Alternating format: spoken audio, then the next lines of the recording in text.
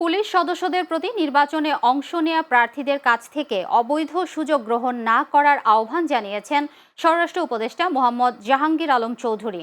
আজ রাজশাহী সারদায় পুলিশ একাডেমিতে ৪১তম BCS police ক্যাডারদের মৌলিক প্রশিক্ষণ সমাপনী কুচকাওয়াজ অনুষ্ঠানে প্রধান অতিথির বক্তব্যে তিনি এ আহ্বান জানান।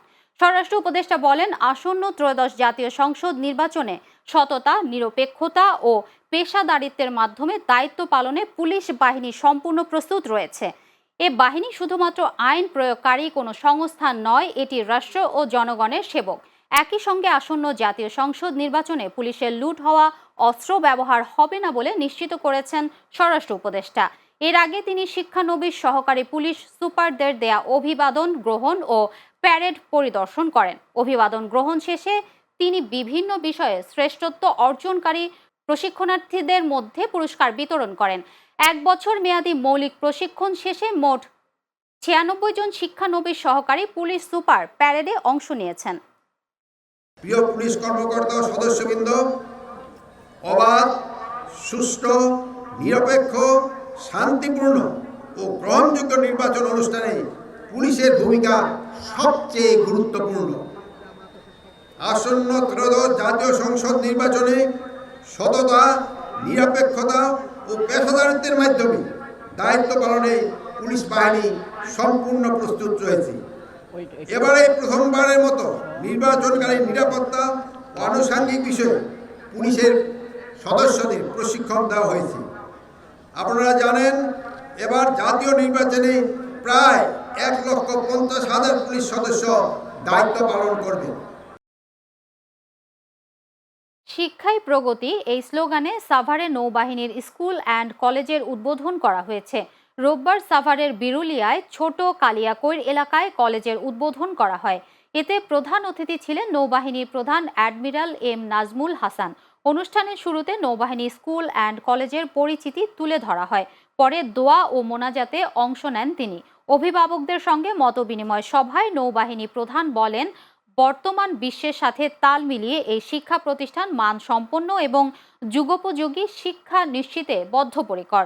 এ সময় শিশুদের গুণগত শিক্ষার পাশাপাশি মানবিক ও নৈতিক গুণাবলী সম্পন্ন মানুষ হিসেবে গড়ে ওঠার বিষয়ে দিক নির্দেশনা প্রদান করেন তিনি। এ সময় ঢাকা নৌ অঞ্চলের ঊর্ধ্বতন কর্মকর্তা, মাধ্যমিক ও উচ্চ মাধ্যমিক বোর্ডের কর্মকর্তারা উপস্থিত ছিলেন। নির্বাচনকে সামনে রেখে মব সন্ত্রাস করে দেশকে অস্থিতিশীল করতে এবং রাজনৈতিক ফায়দা লুটতে জুলাই ঐক্য নষ্ট করার ষড়যন্ত্র হচ্ছে বলে মন্তব্য করেছেন গণ অধিকার পরিষদের সভাপতি নুরুল হক নূর। শনিবার রাতে সাবেক প্রধানমন্ত্রী বেগম খালেদা জিয়ার স্মরণে নারায়ণগঞ্জের ফতুল্লার তল্লা রেললাইন এলাকায় শোক সভা ও দোয়া মাহফিলে তিনি এই মন্তব্য করেন। নূর বলেন, গত বছরের ৫ আগস্টের পূর্বে একটি মহল ফ্যাসিস্ট সরকার বিরোধী অবস্থান নিয়ে জনগণের আস্থা অর্জন করেছিল। তবে ৫ আগস্টের পর তারা রাতারাতি বদলে যায়।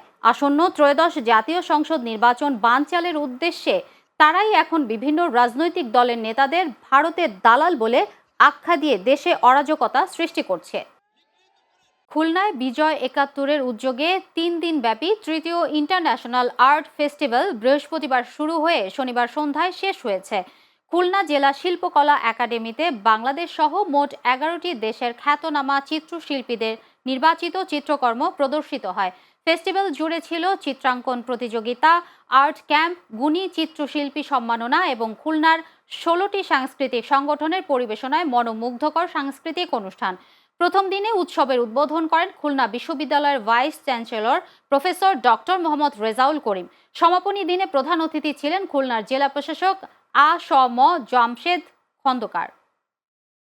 রাজধানীর ছায়ায় থেকেও বছরের পর বছর উন্নয়ন থেকে বঞ্চিত ঢাকা ১৪ আসনের সাভার উপজেলার কাউন্দিয়া ইউনিয়ন। তুরাগ নদীর কারণে বিচ্ছিন্ন এই এলাকায় নেই কোনো স্থায়ী সেতু। খেয়া পার হয়ে যাতায়াত করতে গিয়ে প্রতিনিয়ত ঝুঁকিতে পড়ছেন শিক্ষার্থী ও রোগীরা। ড্রেনেজ ব্যবস্থা না থাকায় সামান্য বৃষ্টিতেই জলাবদ্ধতা দেখা দেয়। ভাঙাচোরা রাস্তাঘাট চলাচলের অযোগ্য হয়ে পড়েছে। স্থানীয়দের অভিযোগ, নির্বাচনের সময় প্রার্থীরা এলেও পরে আর খোঁজ নেয় না। প্রশাসনিক নজরদারিও তুলনামূলক কম।